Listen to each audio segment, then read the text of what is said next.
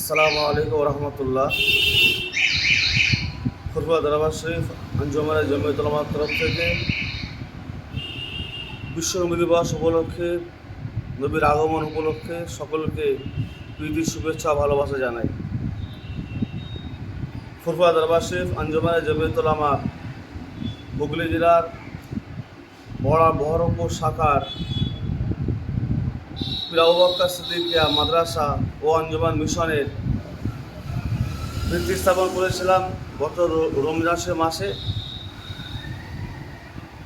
তারপরে কুরবানির পরের সপ্তাহে আমরা সেই মাদ্রাসার ছাদ ঢালাইটি, এখন আমাদের সামনে 30 সেপ্টেম্বর সোমবার, ওই 30 সেপ্টেম্বর সোমবার আমাদের পীর আবু বকর সিদ্দিকিয়া মাদ্রাসা ও আঞ্জুমান মিশনের উদ্বোধন হবে।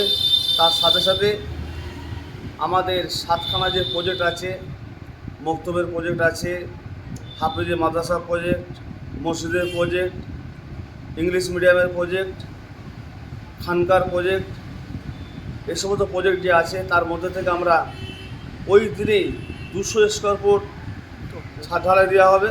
তাই 2000 স্কোয়ার ফুট ছাদ ঢালাইয়ের আমরা ওই দিনে ভিত্তি স্থাপন করব।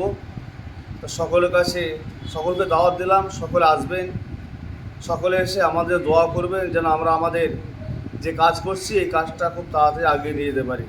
সকলে ভালো থাকবেন, সুস্থ থাকবেন, আল্লাহ সকলকে ভালো রাখেন।